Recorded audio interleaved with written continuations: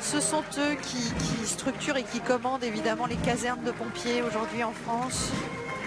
Eux qui encadrent les pompiers que nous allons voir après eux, hein, les pompiers territoriaux, volontaires et professionnels.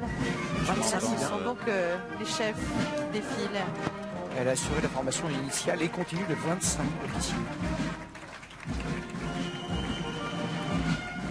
Et ils ont ce fameux casque Franck 1933 qui est inspiré du casque des poilus que l'on reconnaît bien là sur l'image.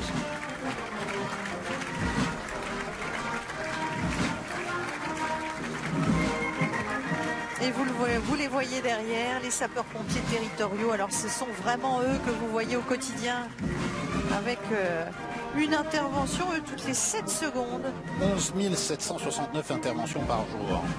Ils sont 245 000 en France et une énorme majorité d'entre eux est volontaire. Et il faut aussi rendre hommage à tous ces hommes et ces femmes qui se rendent disponibles à n'importe quel moment et à leurs employeurs qui les laissent se rendre disponibles à n'importe quel moment pour venir au secours évidemment de la population.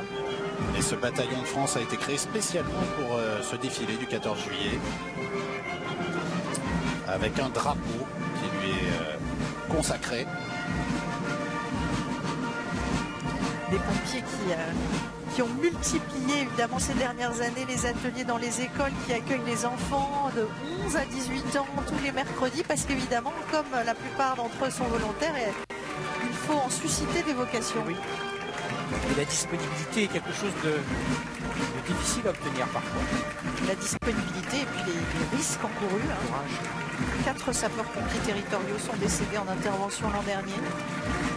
Leurs familles sont d'ailleurs dans la tribune des blessés. Le président viendra les saluer tout à l'heure. Alors eux sont professionnels, hein. Ce sont des militaires, ce sont les sapeurs-pompiers de Paris. Alors comme ceux de Marseille, ils sont militaires. Et c'est le plus grand corps de sapeurs-pompiers d'Europe. 8 000 parce que la densité de population à Paris est évidemment énorme. 7 millions d'habitants, 2 millions d'appels rien que pour l'an dernier.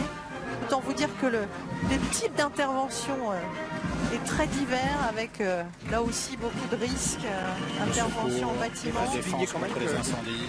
Souligner quand même qu'un appel sur 4 seulement donne lieu à une intervention.